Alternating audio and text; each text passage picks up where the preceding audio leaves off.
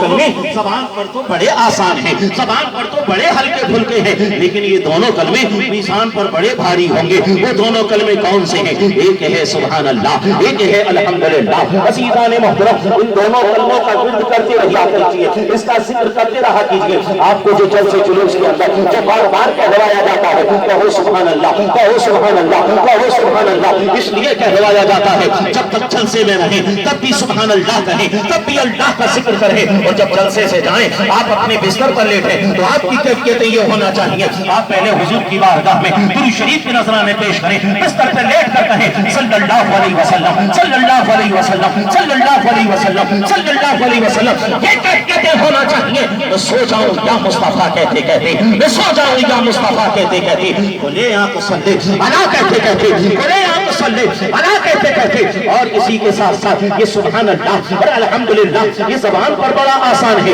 اس لیے اس کو ہمیشہ کہا کیجئے، اس کا ذکر کرتے رہا کیجئے۔ آپ دکان میں بیٹھے ہیں، اگر کوئی گراہک نہیں آ رہا ہے آپ سبحان اللہ پڑھنا شروع کر دیجئے، آپ الحمدللہ پڑھنا شروع کر دیجئے۔ آپ جب بائک چلاتے ہیں، آپ جب گاڑی ڈرائیو کرتے ہیں، اس وقت تو آپ کوئی دوسرا کام نہیں کر سکتے ہیں، نہیں آپ دوسرا کام کرتے ہیں، آپ اس وقت کیا پڑھا کریں؟ آپ سبحان اللہ پڑھا کریں، آپ الحمدللہ پڑھا کریں۔ سبحان اللہ اور الحمدللہ کا ثواب بھی اللہ تعالیٰ فرمائے گا، اور اس کی برکت سے ہم ساتھ خیریت سے منزل مقصود تک بھی پہنچتے ہوئے نظر آئیں گے۔ اور اسی کے ساتھ ساتھ میری ماں اور بہنیں سن رہی ہوں تو میں ان سے بھی کہنا چاہوں گا جب وہ گھروں کا کام کرتی ہیں تو وہ بھی سبحان اللہ پڑھا کریں، وہ بھی الحمدللہ پڑھا کریں۔ جب وہ چائے بنایا کریں وہ سبحان اللہ کہا کریں، الحمدللہ کہا کریں۔ جب وہ ناشتہ بنایا کریں، جب وہ دوپہر کا کھانا بنایا کریں، جب وہ رات کا کھانا بنایا کریں، اس وقت وہ بھی سبحان اللہ پڑھا کریں، الحمدللہ پڑھا کریں، اس لیے کہ سبحان اللہ اور الحمدللہ کے سائے میں جو کھانا پکایا جائے گا مولا اس میں برکتیں تو عطا فرمائے گا ہی، اگر اس کھانے کو کوئی بیمار کھا لے گا مولا اسے شفا بے شک حق ہے، سچ ہے، بے شک۔ جی لگا کر بولیں، جی لگا کر بولیں سبحان اللہ، اور بلند آواز سے بولیں، اور دل کی گہرائیوں سے بولیں، اور مچل مچل کر بولیں۔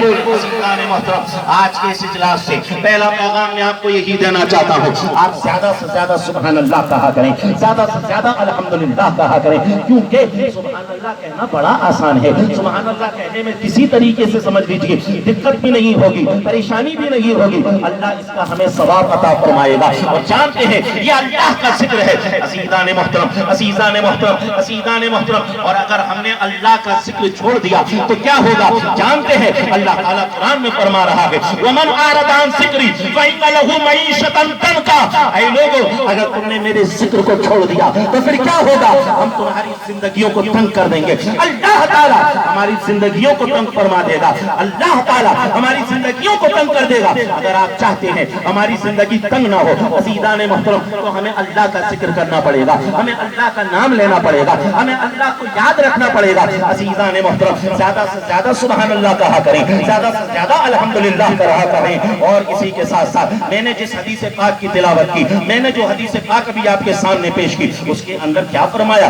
آقا کریم صلی اللہ علیہ وسلم نے ارشاد فرمایا جب کوئی دین سیکھنے کے ارادے سے اپنے گھر سے نکلتا ہے اللہ تعالیٰ ہر قدم کے بدلے اسے جنت سے قریب فرما دیتا ہے، اور پھر وہ سارے کے سارے لوگ کسی جگہ پر بیٹھ کر دین کی باتیں سیکھنے لگ جائیں، دین کی باتیں سکھانے لگ جائیں۔ پھر کیا ہوتا ہے؟ اللہ تبارک و تعالیٰ فرشتوں سے فرماتا ہے اے فرشتوں جتنے لوگ میرا ذکر کر رہے تھے، میرے حبیب کا ذکر کر رہے تھے، دین کی باتیں سیکھ رہے تھے اور سکھا رہے تھے، ان سب کو رحمت کے پروں سے ڈھانپ لو، ان کے اوپر نور کی بارشیں برساؤ، ان کے دلوں پر سکینہ نازل کرو۔ یہیں تک بس نہیں بلکہ بخاری کے الفاظ ہیں، حضور مسلم کے الفاظ ہیں، حضور نے فرمایا، سرکار نے فرمایا وَسَكَرَهُمُ اللَّهُ فِي مَنْ عِنْدَهُ۔ اللہ تبارک و تعالیٰ، اللہ تبارک و تعالیٰ ان لوگوں کا ذکر فرماتا ہے جو زمین پر حضور کا ذکر کر رہے ہوتے ہیں، جو زمین پر حضور کا تذکرہ کر رہے ہوتے ہیں۔